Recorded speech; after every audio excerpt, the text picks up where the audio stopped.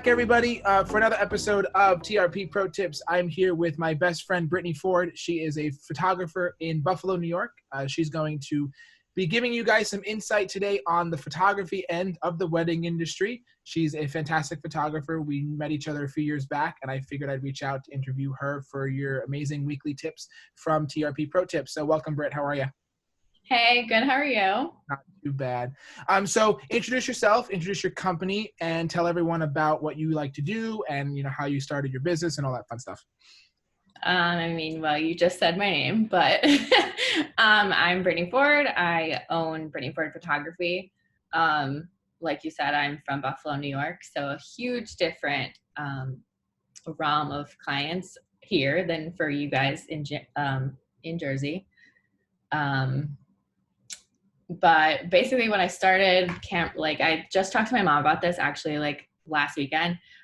She's like, who would have thought like all of this would have come, like all of my business and like how I've like grown from literally a point and shoot pink little Kodak camera that I got in middle school. And she is like so proud of me for everything I've done.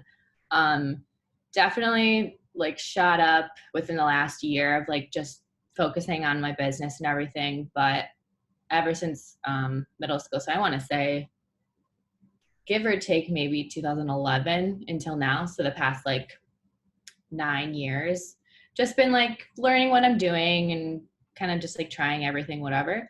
But within the last 6 months is when I was like, I actually want to make this a career, so that's exactly what I did. That's awesome. I know you and I, we met a few years back, and then you were like, when I was starting to exit the job, we had worked for a company. Everyone knows where we met. We worked for a company. We were both photographers there, and I decided to take the boot and go go freelance. And you were like, I wish I could do that. I was like, you can. And you did. Yeah. Too long after me. And now we're both doing what we love. You've moved back to Buffalo from being here.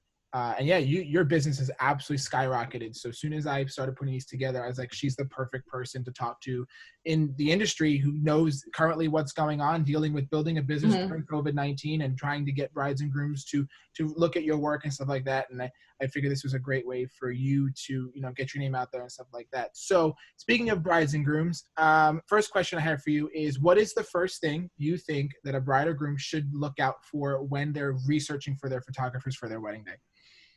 I would say probably, the biggest thing really is the look, because a big different type of vibe that photographers give out is kind of like the light and airy, which is basically like the pastel colors, like very like a lot of like brights and whites. And then some are on the complete different side of the spectrum and they do more like dark and moody. So like, ironically, I'm directly in the center of both of those, which I like absolutely love what I do. It's very like muted pastels, but then also like darks as well. So it's kind of just depending on like what the client, especially mostly just like the bride, because obviously most of the time the groom really doesn't care and he's just like, whatever you want. So the bride usually has like something envisioned in her mind. So like that's a big thing of just like where to start. And then of course it will obviously like go down to like other things too.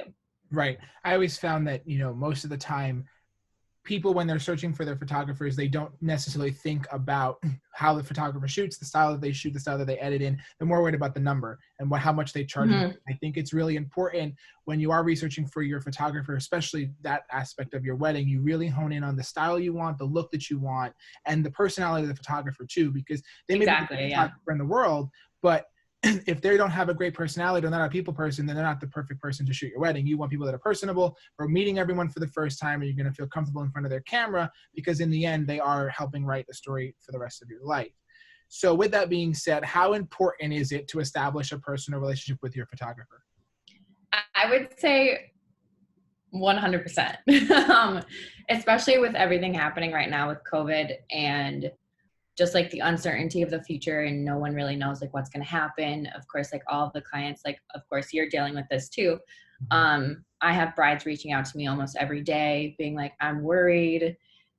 Like, I'm not going to lie, I'm worried too. Cause like, this is my first year in business officially. So it's kind of just like, if I would have actually went full time, like I had hoped, I would have been absolutely screwed, and like, what would I have done? But it's kind of just nice to have like a very close bond with your photographer, or like for me with clients, because I have brides just like feel comfortable being able to just call me out of nowhere and be like, I just need to talk to somebody. I need to know your opinion on what's going on. And I even had a bride call me, and she's like basically like pouring her heart out. And I was just like, after I got off the phone with her, I was like, you know what? I love like being able to just like talk to this girl and just being like so compassionate and being like, I can do everything that you need me to do just to make sure that your day goes exactly as planned. Right. And I think that that's something that we as independent contractors and businesses compared to the bigger studios can relate to. These brides and grooms can call us and text us, say, hey, I'm having trouble, or my wedding looks like it might be postponed. What can we do? Or what dates are you available? We really want to keep you as one of our vendors. And I think that's really important going forward when people are picking their photographers for their weddings. That's one key thing to remember, is going with the smaller business person rather than a studio is a huge game changer, because you're not only dealing with one person, but you're dealing with that same person over and over again. And it's more of a personal relationship than it is more of a professional relationship that these studios establish with their clients, because they're just dealing with so many clients a year, some hundreds, some of them thousands, depending on how big the company is. And I think it's an insight that a lot of people do forget. So what is one thing that you can say that people forget when they're picking their photographer? You know, you've met with a bunch before, and you know, maybe you've noticed a thing that the photographer that they picked, maybe compared to you. What is one thing maybe that you noticed that they maybe forgot to do when researching for their photographer for their wedding?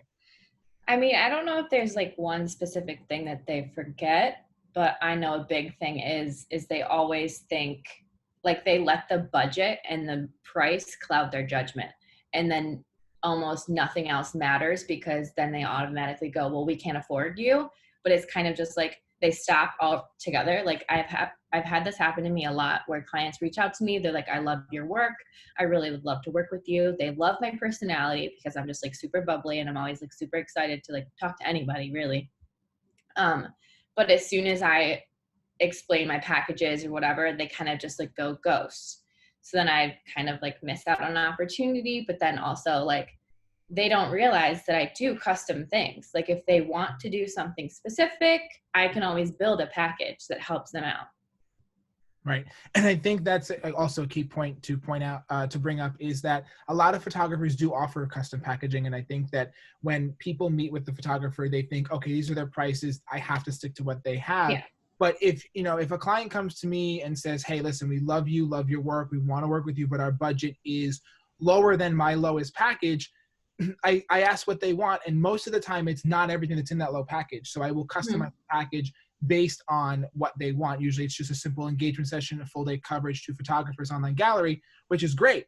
And that's an easy job for me. I'll, go there, shoot the wedding, give them everything they want, and be able to give it for the price point that they're looking for. And it's really important that people should remember is that always reach out to ask your photographer when you're chatting with them, based if they offer custom packaging, so you can have the chance to work with them if you choose to do so. When a person is looking for a photographer for their wedding, what's about the average time frame will someone would start looking for the photographer and then I guess sign the contract? What's the time frame between them and the wedding?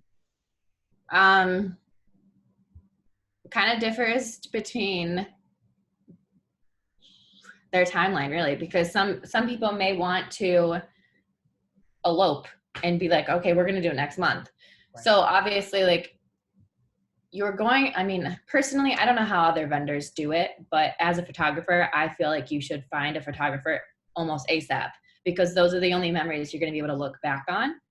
And if you don't book one, you're going to be like losing out on all of those, like being able to like look back on all those pictures and everything. But for me, I've seen people almost book 2 years away from the present day right now.